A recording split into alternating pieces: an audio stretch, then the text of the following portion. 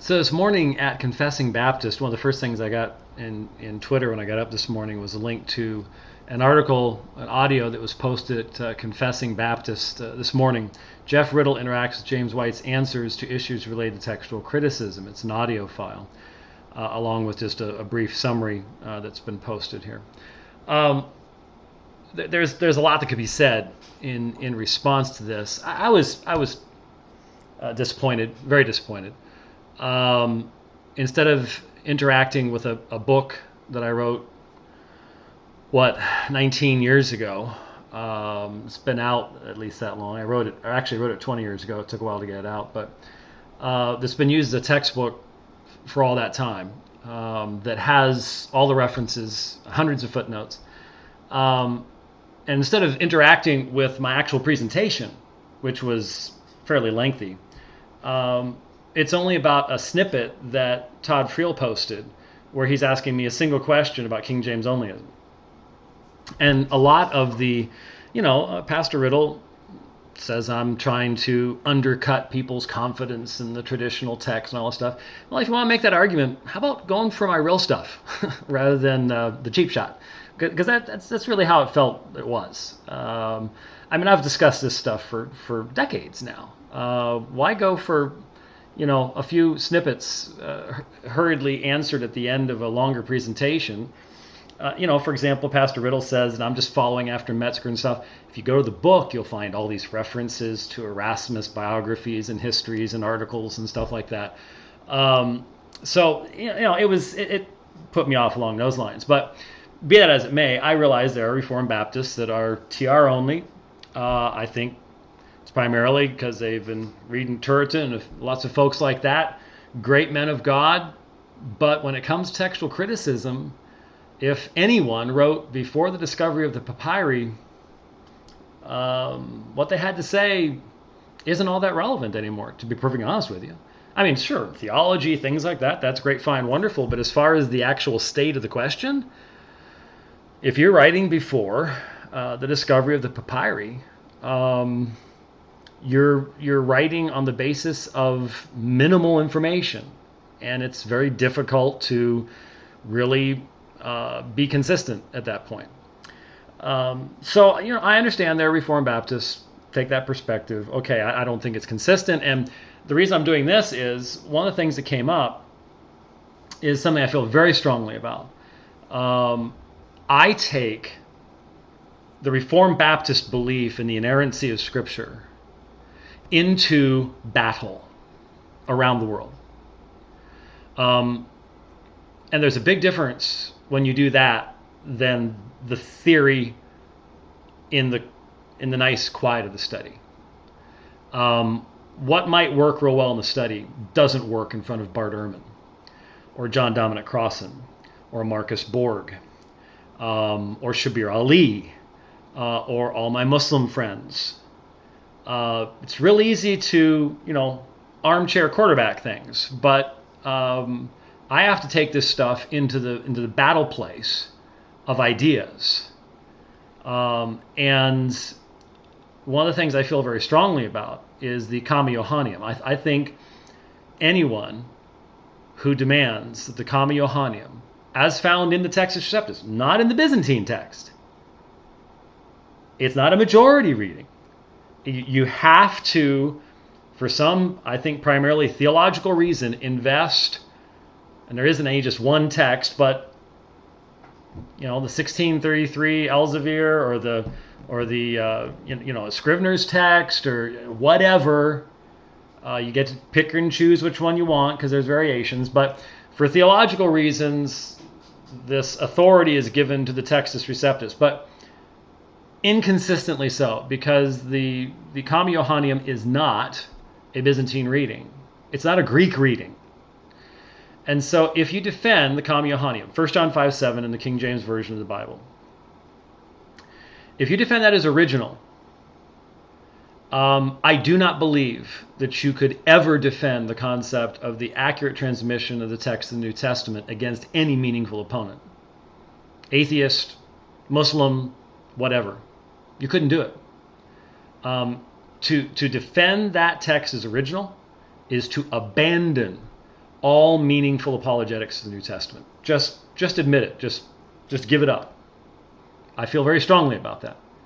Because if you can defend a reading that arises in the Latin tradition, enters into the later Latin versions, is not a part of the Greek manuscript tradition, is not a part of the manuscripts from which any of the early versions were translated. If a vitally theological assertion like that can disappear wholesale from the New Testament, then we have absolutely no reason to believe the New Testament's accurate. None. Just give it up. Just throw in the towel.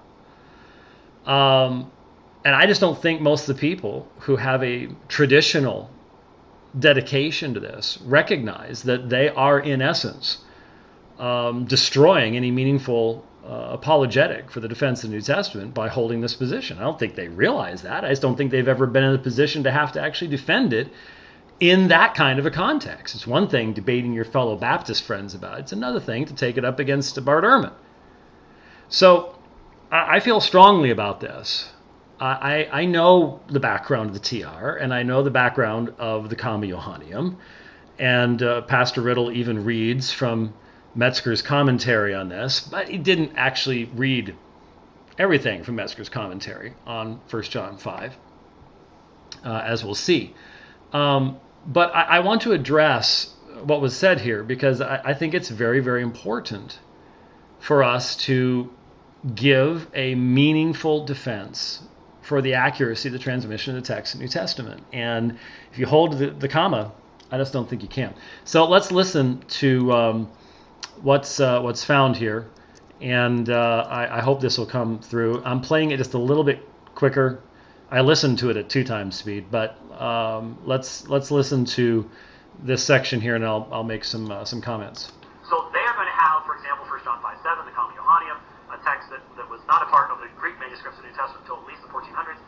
All right, let me address this for a second. He says that the TR has the Comman Johanneum, and again, this is accurate. This is a place where the TR would diverge from the so-called majority text or Byzantine text. He mentions that the Comma Johanneum doesn't appear in Greek manuscripts until the 14th century. Let me address a couple things related to that. I haven't gone to check the apparatus to see when exactly the earliest Greek manuscript that includes the Comma Johanneum is.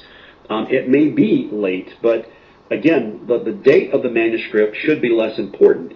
A late manuscript may contain a tradition that goes back to the very earliest sources. So just because a document is late doesn't mean that it is invalid. Now, this is very important. There are certain minuscule manuscripts that have been identified by scholars as having been copied from very early, much earlier sources than they themselves are. 1739 and 1881 are the two most famous minuscule texts that clearly are copied from majuscule texts that go way back. None of the manuscripts that contain the Comma Johanneum in Greek have any meaningful claim to be a much later copy of a much earlier source. None. Here on the screen, taking out the manuscripts that only contain the reading in a 18th century hand in the margin.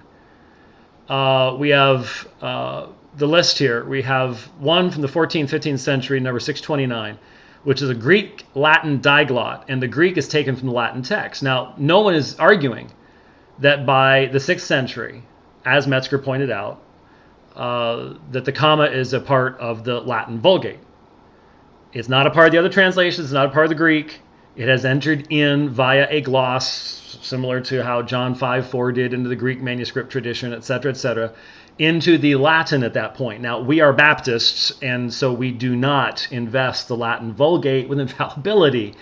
We got rid of that a long time ago. So here, the reading is in a Greek-Latin diglot.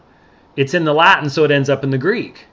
There's no reason to think that there is a Greek manuscript behind that there's any earlier transmission in the tradition there behind that. It's coming from the Latin. Then 1520 we have Codex Montfortianus, and here, by the way, since we're doing this live, there's well, that's actually my friend Doug. He's a lot smaller now, but all you can see is part of my arm right there. But there I am examining Codex Montfortianus in the library at Trinity College Dublin a number of years ago. And so we have Codex Montfortianus. That's the one that actually differs in reading from the text in the Textus Receptus, but that is the one that many feel was actually written to refute Erasmus, and that caused him, because remember, Erasmus did not have this reading in his first two editions of his Greek New Testament. Something that I don't think, unless I missed it, because I was listening to it quickly, so maybe I did miss it, but I don't think Pastor Riddle mentioned that. But anyway, this was the manuscript that evidently forced Erasmus to insert in the third edition. It's remained there ever since then. We have one of the 16th century, number 918, 16th century Codex 110, Codex Ravianus, and the 18th century, number 2318. Those are all original, and they are all after the invention of printing. What this means is that functionally, the Comman Johanneum is not a part of the Greek manuscript tradition. If you cannot find the earliest references until almost a millennium and a half after the original writing, there's no reason whatsoever to think that that's original. None. And so there you have the evidence. It was right there in Metzger. I'm not sure why the pastor didn't actually give us everything in Metzger, because when you look at Metzger, and I can't blow it up large enough for you to really see it here, I'm sorry, but if we look at Metzger, he actually, under external evidence, gives us the manuscripts I just gave you, plus the others with the readings in the margins. Then he also points out, number 2, the passage is quoted by none of the Greek fathers, who, had they known it, would most certainly have employed it in the Trinitarian controversies. Its first appearance in Greek is in a Greek version of the Latin Acts of the Lateran Council in 1215. So it's not even a biblical manuscript, and it's coming from the Latin once again. Then it points out the passage is absent from the manuscripts of all ancient versions: Syriac, Coptic, Armenian, Ethiopic, Arabic, Slavonic, except the Latin, and it is not found in the Old Latin in its earliest form. So why not mention those things? He goes on to read the Liber Apologeticus reference, which only demonstrates that it was part of the Latin reading. But all this material was right there.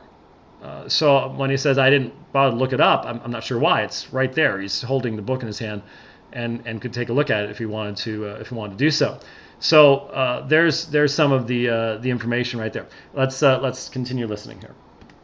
The other thing to take into consideration is that the Comman Johanneum, there is evidence that reading has been around for a lot longer than nearly the 14th century.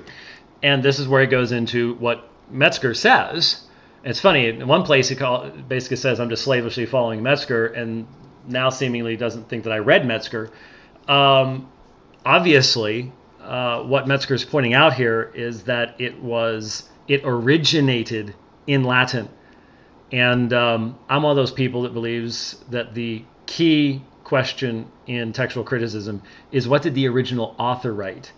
And John did not write in Latin. And so it doesn't matter to me when something arises in Latin. It's relevant to historical studies, but as far as the original readings in the New Testament, we need to stick with what the original authors wrote and not what came about at a later point in time. We continue on a little bit farther along. Contrary to what James White implies when he says that it doesn't appear in Greek manuscripts until the 14th century. Now, first I've said, just because it doesn't appear until in a Greek manuscript until late doesn't mean it doesn't come from a much earlier source. Secondly, now, we've got Metzger telling us that it's being quoted as early as the 4th century in Latin works. And then by the 5th and 6th century in the Western Church, it was automatically accepted as part of the Scriptures. Now, if there were Latin versions of it in the 4th century, there were probably Greek versions of it, even if we don't have manuscript evidence of that until the 14th century, if you follow me. No, I don't follow you. First of all, nothing that Metzger said is in any way contrary to what I said. And again, if you had looked at my published work on this subject, you would see that there's a little bit of tilting at windmills going on here. But no, I do not follow you here. Are you saying that every Latin reading has a Greek origin or source? Do you really want to go there? Because this again, I find I do not believe there is such a thing as a consistent TR defender.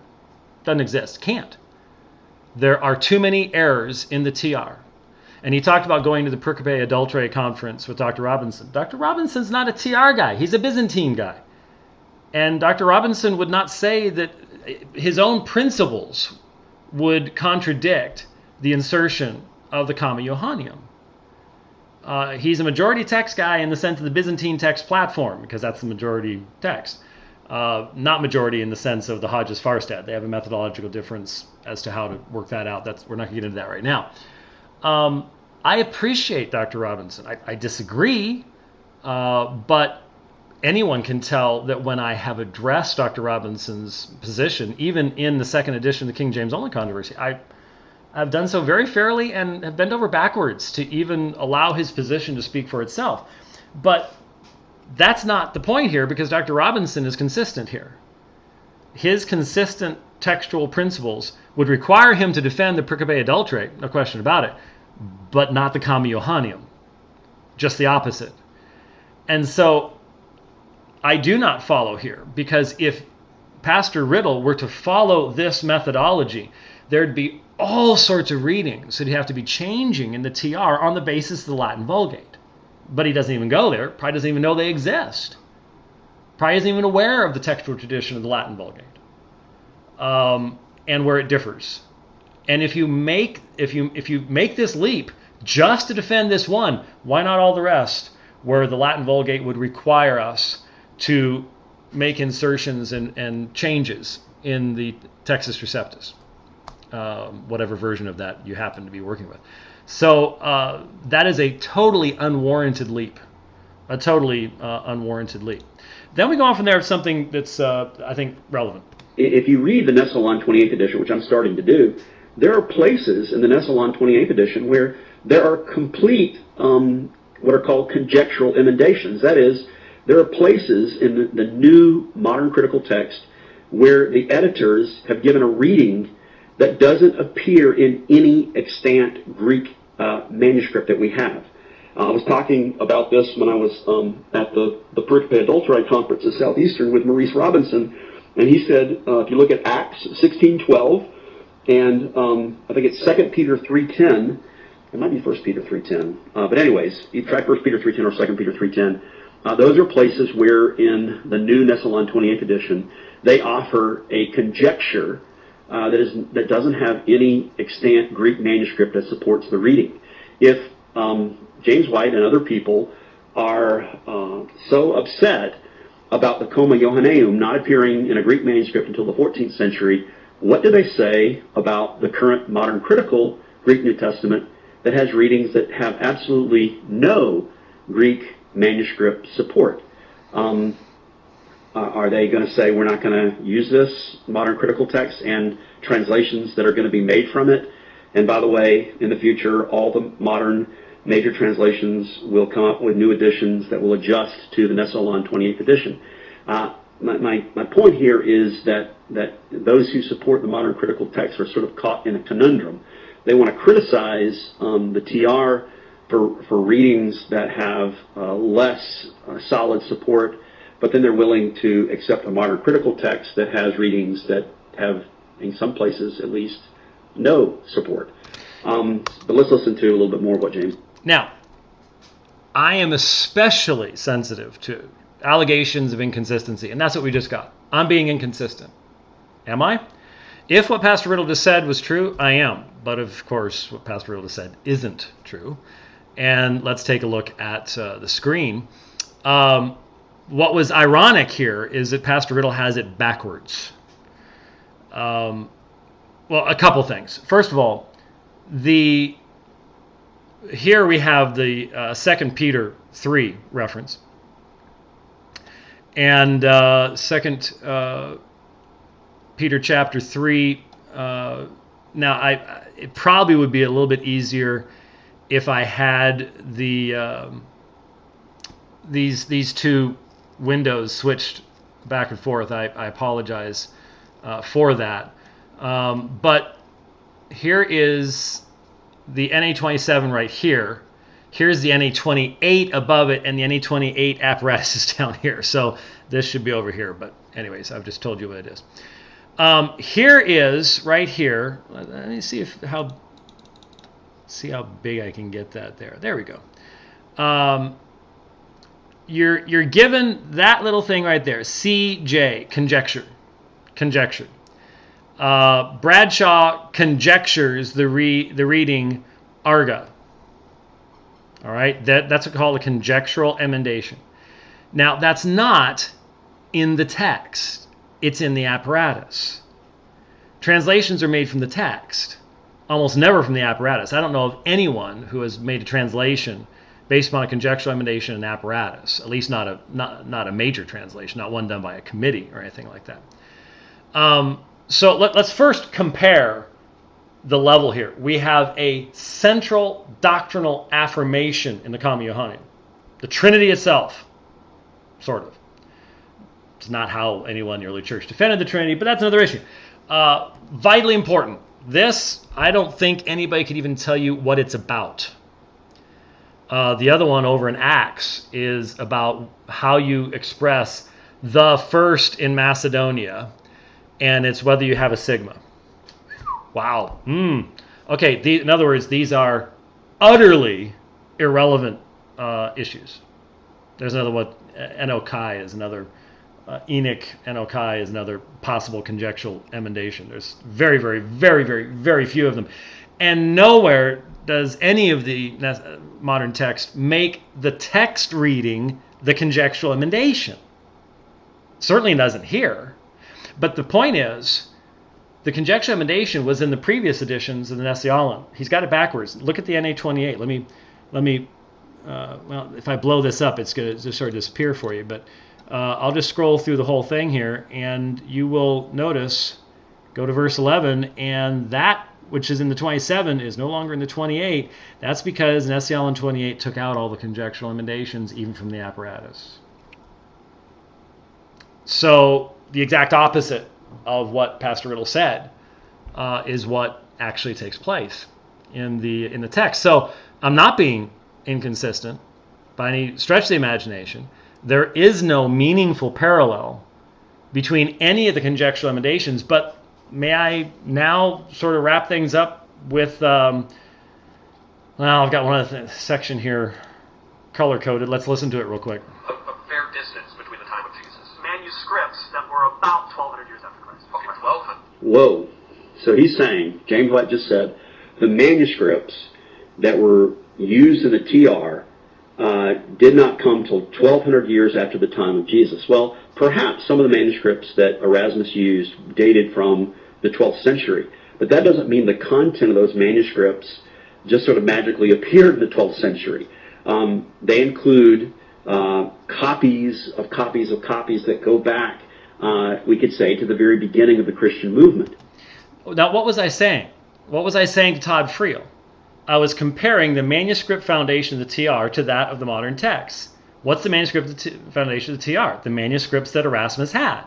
Because Stephanus and Beza aren't, well, Beza did a little expansion, but very, very little. The primary manuscript foundation of the TR are the manuscripts that Erasmus had. And we know the character of those manuscripts. And we know he had a 10th century manuscript that he didn't trust. And that the primary manuscript that he did trust was from the 12th century. That's all I was saying. Now, if you want to argue, well, every reading in that 12th century manuscript goes back to the beginning. Well, if you want to do that, you got to have a lot of work to explain some of the odd readings in the TR. Some of the readings that have absolutely no manuscript support, which are discussed rather fully in a book that I wrote about 20 years ago, 15 years ago, whatever, 20 years ago. 1994, came out in 1995. that discusses all of these things, but that didn't get discussed here. But I want to wrap up by asking Pastor Riddle, maybe the inconsistency isn't on my part, because you just objected to conjectural emendations, even though they've all been taken out of the apparatus of the NA28, which is interesting. I'll see what kind of commentary you have on that. What about the conjectural emendations in the TR? Now, again, my book on this subject documents this rather fully, so I'm not going to spend a lot of time on it. But Revelation 16:5. Let's take a look at Revelation 16:5. And I heard the angel of the waters saying, "Righteous are you, ha'on kai ha'ain ha-hasias, because you have judged thus. Righteous are you, the one being and who was the Holy One." Now, this is the Nesiel 28th. And here is the Greek Byzantine, the Byzantine platform. Since you mentioned Dr. Robinson, there's his work. And what does it say? Ha'on kai ha'ain ha-hasias, the Holy One. The Holy One, right? Well, here, the Byzantine manuscripts and the modern text line up. They all say the Holy One, but let me add the TR in, and let's blow the text up here. Oh, well, I don't want to blow it up, so it's so much bigger. There we go. Oh, wait a minute. Ha'on kai ha'ain kai ha-esamenos, who is and was and is to come. Well, look at that. That is a textual emendation. Yeah, that's a textual emendation done by Theodore Beza. I've actually had some folks, man, I'll tell you, people will... I really wish my Reformed brethren would put as much effort into doing research in reaching Muslims or dealing with Roman Catholicism stuff as they do in defending TR onlyism, the few that do it. I actually heard of somebody, I think on the Puritan board, who speculated that there was a that there once had been Greek manuscripts at the time of the Reformation that had esamenos, and there was a reference to one in a Latin commentary somewhere, but they've all been destroyed since then. The reality is that Theodore Beza felt that the poetic parallel, who is and who was and who is to come, which has other parallels in the book of Revelation, fit better than ha-hasias, and that since esamenos and hasias look enough alike in majuscule text that he could make the change, and that's where it is. It's not in Erasmus, as far as I know. I have Stephanus, and if I recall correctly, I even provided the Stephanus 1550 graphic for the second edition of my book. But Beza made the change. Conjectural emendation. He didn't have any manuscripts that said it. Do you defend it, Pastor Riddle? Is there anything in the TR that should be changed? Should this be ha-hasias? What's your standard? Because if you say this should be a ha-hasias, then you need to get rid of the Comman Johanneum on the very same textual basis, right? So consistency requires, but I've never met and will never meet a consistent TR onlyist, because I don't think it's possible. I don't think it's possible. And let me reiterate one more time. Why is this important? It's important because we have to be able to defend the text of the New Testament in the midst of a tremendous number of attacks today, and we have to do so with consistency.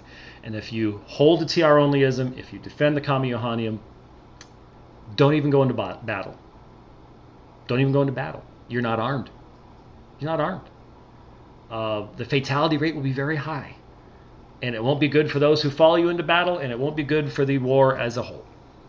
So that's why it's important to address these subjects.